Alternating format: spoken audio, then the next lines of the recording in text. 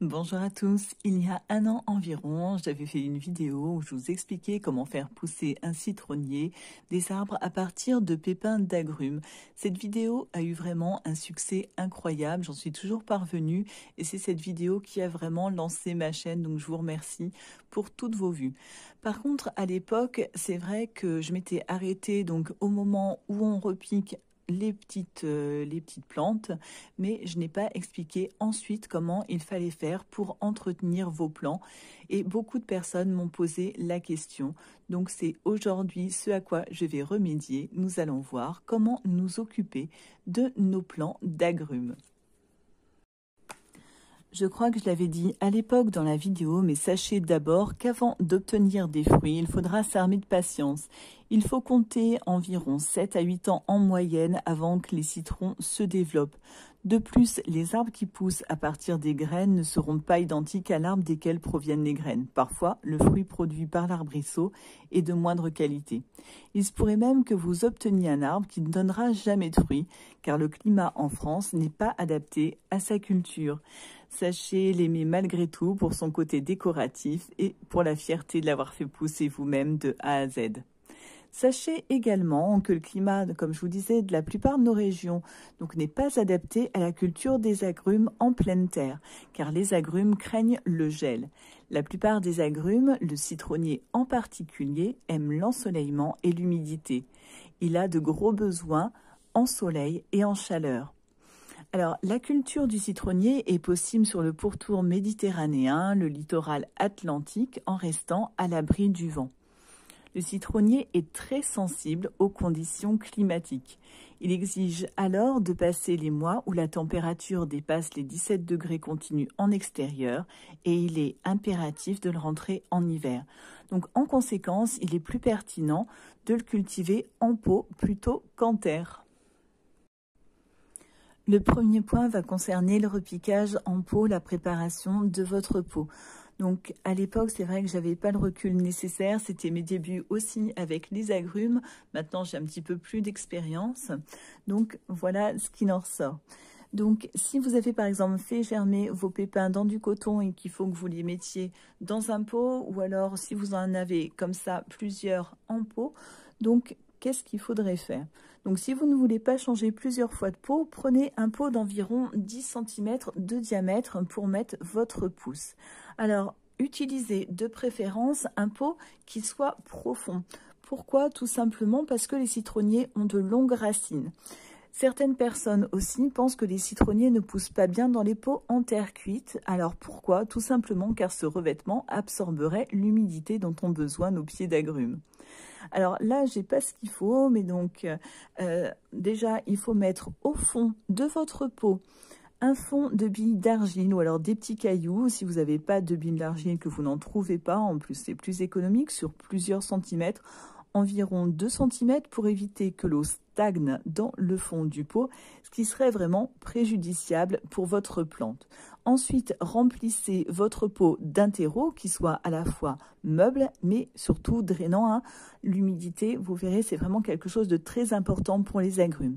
Alors évidemment, il existe du terreau spécial agrumes, mais alors bon, ça coûte un petit peu cher et vous pouvez faire un mélange qui ressemblera à peu près à ce terreau en mettant environ 60% de terre classique, 30% de terre du jardin et le reste du sable grossier ou alors de la pouzzolane, des billes d'argile expansées afin d'assurer un bon drainage. On en revient toujours à ce fameux drainage et ce sera tout aussi bien. Alors, pour accélérer ensuite la croissance de vos jeunes pousses, quand vous êtes à cette étape-là, on peut créer un effet de micro-serre. Alors, tout simplement, vous prenez votre pot, par exemple, on va faire avec celui-ci, je vais pousser un petit peu. Donc, vous avez repiqué, ou alors il est tout seul dans son petit pot. Vous vaporisez, donc là, c'est pas la peine parce qu'il est déjà suffisamment humide, mais vous vaporisez un petit peu, hop, hop, hop, votre petite plante et vous mettez par exemple un sac en plastique transparent ou alors, bon là évidemment il y a un petit peu de blanc, on va se mettre comme ceci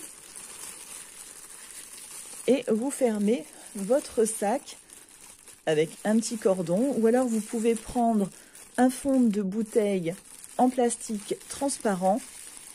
Donc là, c'est juste histoire... Voilà, donc pour créer comme ça une petite serre, et vous le mettrez ensuite, alors je manque encore de soleil aujourd'hui, donc vous placez votre pot donc le long d'une fenêtre par exemple, dans un endroit ensoleillé, mais surtout pas directement au rayon du soleil, sous peine de le faire cramer. Comme ça va lui faire de la chaleur et de l'humidité, ce dont il a besoin pour favoriser sa croissance. Ça, c'est la première petite astuce. Cette utilisation de la micro-serre est vraiment au tout début donc de la croissance de votre petit plant, juste après qu'il ait germé et qu'il ait ses premières feuilles. On va maintenant passer à l'entretien à proprement parler de vos semis. Les éléments qui sont vraiment donc très importants, on a en tout premier l'arrosage. Alors il faut arroser régulièrement votre plante, environ 2 à 3 fois par semaine. Lorsque les semis ont développé 4 feuilles, vous pourrez laisser la surface du sol s'assécher avant d'arroser à nouveau. Alors toutefois, ne laissez pas le sol s'assécher complètement, il devrait toujours être humide quand vous insérez le doigt dedans. C'est-à-dire que quand vous avez un doute, vous mettez votre doigt comme ceci. Il faut que le terreau soit donc légèrement humide, que vous sentiez l'humidité, mais il ne faut pas que ce soit détrempé, sous peine de faire pourrir justement votre petit plant. Ensuite, l'autre élément très important, c'est la lumière et l'ensoleillement. Vérifiez que votre plante reçoive assez de soleil. Les citronniers ont besoin en moyenne d'au moins 8 heures de soleil et les jeunes plants, eux, ont besoin de 10 à 14 heures de soleil. Donc, comme moi, quand vous faites vos expériences, généralement, quand vous enquiquinez, c'est-à-dire en hiver, c'est un petit peu léger côté soleil. Alors, les sites de jardinage préconisent de placer une lampe de croissance près de votre arbre pour faire en sorte qu'il reçoive suffisamment de soleil. Alors, vous pouvez acheter une lampe de croissance dans une jardinerie ou une pépinière, c'est pas extrêmement cher. Sinon, vous pouvez tout aussi bien le placer près d'une source de lumière que vous utilisez souvent. C'est pas une lumière spécifique. Si par exemple, vous avez, je sais pas moi, un bureau que vous utilisez quasiment toute la journée pour télétravail ou je ne sais trop quoi, mettez tout simplement vos plants près de vos sources de lumière chez vous. Un autre point important, c'est le rempotage. Il faut veiller à la place de votre plant dans son pot. Au bout d'un moment, votre jeune plant risque de devenir trop grand pour son pot. Lorsqu'il atteint l'âge d'1 an environ, il faudra le transférer dans un pot d'environ 15 cm de large. Vous devrez peut-être le déplacer dans un pot plus grand encore, d'environ 30 à 45 cm de large et qui soit réellement profond. Alors, une petite astuce, je vais vous montrer. Donc, avec celui-ci, et qui justement présente exactement les symptômes, on va dire. Alors, comment faire pour savoir si un plant a besoin d'être rempoté? Donc là, on le voit, il n'est pas content, il a ses feuilles qui deviennent plus claires. Alors, on prend notre pot et on regarde en dessous. Alors là, je ne sais pas si on voit trop bien. Encore un petit peu humide. Et vous voyez ici, on a des racines qui commencent à sortir du pot, là aussi. Et ça, c'est le signe qu'il est grand temps de rempoter notre plante. Donc ça, c'est la petite astuce. Donc vous retournez. Comme je vous le disais, les citronniers et les agrumes ont des racines qui sont assez longues. Donc il leur faut de la place dans leur pot. Ça, c'est important pour qu'ils soient heureux. Un autre élément qui est important, c'est votre sol. Donc il faut un sol acide pour les citronniers. Il faut maintenir le pH du sol justement à un taux acide. Alors c'est pas évident. Donc les citronniers aiment les sols qui sont légèrement acides. Le pH devrait se trouver entre 5,7 et 6,5, mais on ne va pas être avec un petit test. Ça, c'est vraiment pour les personnes qui ont des gros citronniers qui peuvent mesurer le pH grâce à un kit de test qu'on peut acheter en jardinerie ou en pépinière. Alors, moi, ce que je vais vous donner, c'est les astuces pour pouvoir retrouver donc une acidité dans votre sol. C'est par exemple d'arroser votre plante 1 fois par mois avec du marc de café ou alors avec du thé froid. Évidemment, vous ne mettez pas de lait ni de sucre. Faites également attention à l'eau de votre robinet. Souvent, je vois chez moi, l'eau est très calcaire.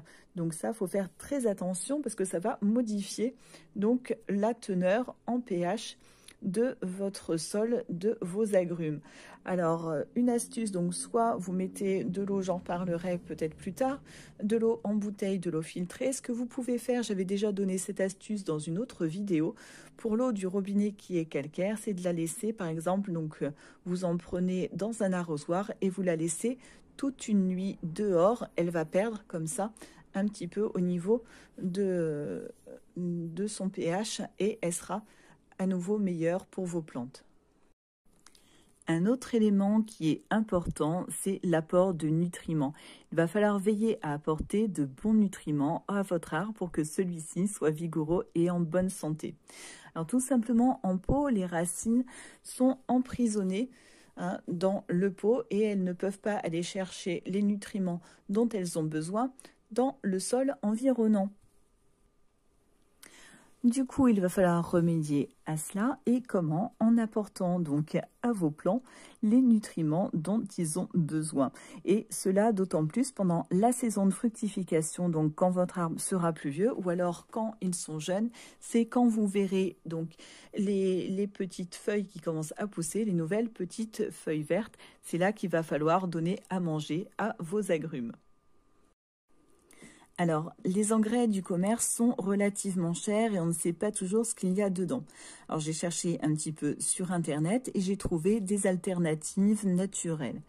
Les agrumes ont besoin d'un apport en engrais, ce qu'on appelle APK, c'est-à-dire qu'il leur faut de l'azote, du phosphate et du potassium, et aussi du magnésium, ce qui signifie du coup du compost pour l'azote. On ajoutera par exemple du marc de café pour accélérer le compostage et enrichir le compost en magnésium. Il faudra aussi de l'engrais vert, par exemple si vous avez du trèfle encore vert mais pas encore en grains.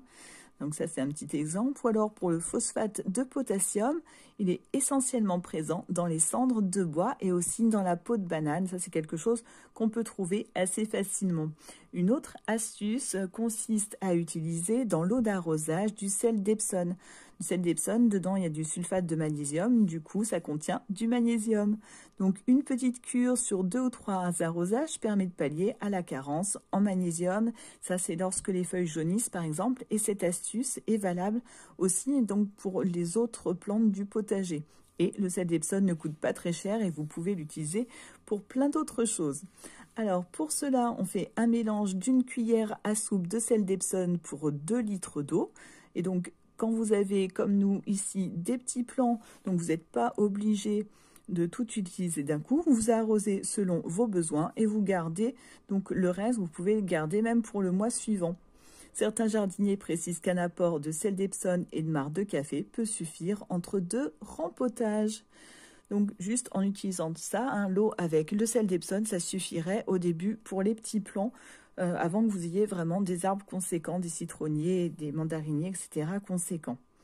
Lors des rempotages, par contre, c'est là qu'il faudra rajouter du compost, de l'engrais et aussi un paillage. En extérieur, pour ceux qui ont des citronniers déjà un petit peu plus grands, donc en extérieur, vous pouvez creuser une tranchée donc autour de votre arbre et la remplir aussi de compost sec et l'arroser avec un engrais soluble ou les mélanges, donc comme je vous ai dit. Un autre élément important, c'est le temps.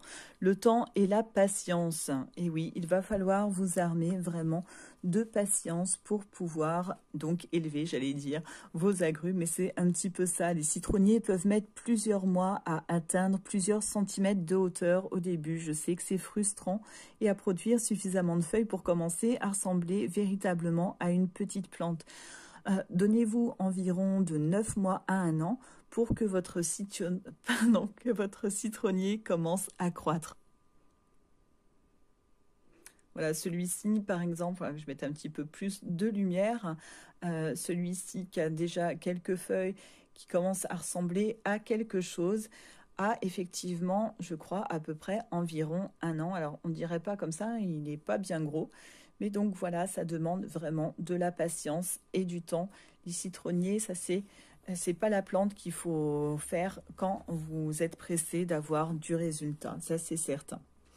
Alors donc comprenez aussi donc comme je vous ai dit qu'un arbre a besoin de temps avant de produire des fruits. Si vous faites pousser un citronnier ou alors un agrume pour avoir des fruits, je crois que c'est même pas la peine, acheter directement un arbre en jardinerie. Certains citronniers produisent des fruits en moins de 5 ans, tandis que d'autres ont besoin d'au moins 15 ans. Si vous avez un citronnier d'intérieur, vous pouvez le polliniser à la main avant qu'il ne produise des fruits. Et lorsqu'il se trouve à l'extérieur, les abeilles s'occuperont généralement de cela. Et donc ça, c'est vraiment le point important de ne pas se focaliser sur le fait qu'il fasse des fruits. Et pour finir, vos agrumes ont besoin d'amour. Et ça, je dirais, c'est pas seulement les agrumes, c'est toutes les plantes. Elles ont besoin qu'on s'occupe d'elles, qu'on les surveille. Donc, passez du temps avec. Regardez notamment pour les citronniers, pour les agrumes, leurs feuilles. Là, j'ai encore la lumière. Surtout en dessous, surveillez en dessous qu'il n'y ait pas des petits parasites, des petits insectes qui viendraient justement s'inviter et essayer de les manger. Comme je vous dis, de la patience. Donc là, voilà. Donc mes petits plants, j'ai le plus grand qui est ici. Donc il va d'ailleurs falloir que je taille. Et donc très bientôt, je ferai une vidéo sur les petits soucis qu'on peut rencontrer avec les agrumes et à quoi c'est dû et comment y remédier. Donc si vous avez des questions, n'hésitez pas, j'essaierai d'y répondre du mieux que je peux. D'ici là, bon jardinage et prenez soin de vous. Ciao!